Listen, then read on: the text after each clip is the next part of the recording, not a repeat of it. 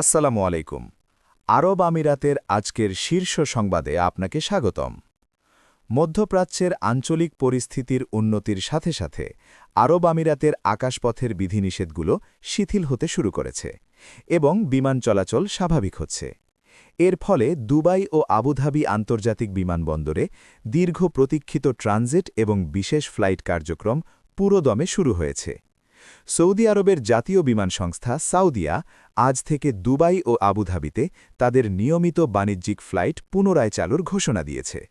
পাশাপাশি এমিরেটস এবং Etihad Airways তাদের বৈশ্বিক নেটওয়ার্ক পুনর্গঠন করছে, যাতে যাত্রীরা কোনো বিঘ্ন ছাড়াই গন্তব্যে পৌঁছাতে পারেন। বিমানবন্দর কর্তৃপক্ষ যাত্রীদের অনুরোধ জানিয়েছে যেন তারা ঘর থেকে বের হওয়ার আগে সংশ্লিষ্ট এয়ারলাইন্সের অ্যাপ বা ওয়েবসাইটের মাধ্যমে ফ্লাইটের বর্তমান স্ট্যাটাস নিশ্চিত করে নেন।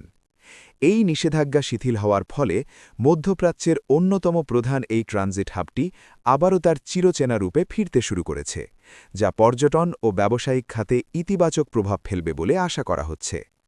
এদিকে বাংলাদেশসহ ১৭টি দেশে আবারও ফ্লাইট চালু করেছে সংযুক্ত আরব আমিরাত ভিত্তিক বিমান সংস্থা এয়ার আরাবিয়া।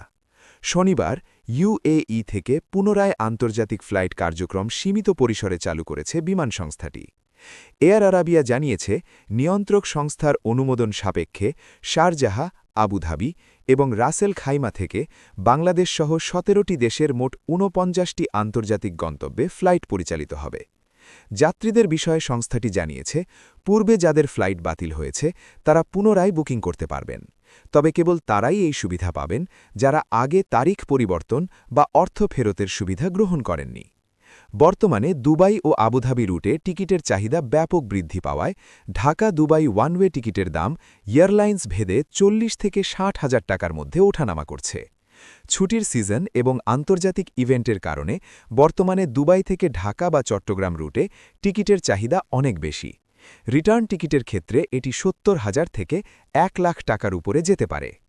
আপনি যদি দুবাই হয়ে অন্য দেশে যেতে চান, তবে ট্রানজিট সুবিধা এখন সম্পূর্ণ স্বাভাবিক। তবে কানেক্টিং ফ্লাইটের জন্য হাতে পর্যাপ্ত সময় রাখার পরামর্শ দিচ্ছে বিমানবন্দর কর্তৃপক্ষ, যাতে রুট পরিবর্তনের কারণে কোনো বিলম্ব হলে সমস্যা না হয়। এছাড়া আঞ্চলিক উত্তেজনার প্রভাবে ইরান বা লেবাননগামী কিছু ফ্লাইটের রুট এখনও সতর্কতামূলকভাবে পরিবর্তন করা হচ্ছে। ট্রানজিট যাত্রীদের সুবিধার্থে বিমানবন্দরগুলোতে বিশেষ সহায়তা ডেস্ক চালু করা হয়েছে এবং দীর্ঘ লে ওভারের ক্ষেত্রে যাত্রীদের বিশেষ যত্ন নেওয়া হচ্ছে।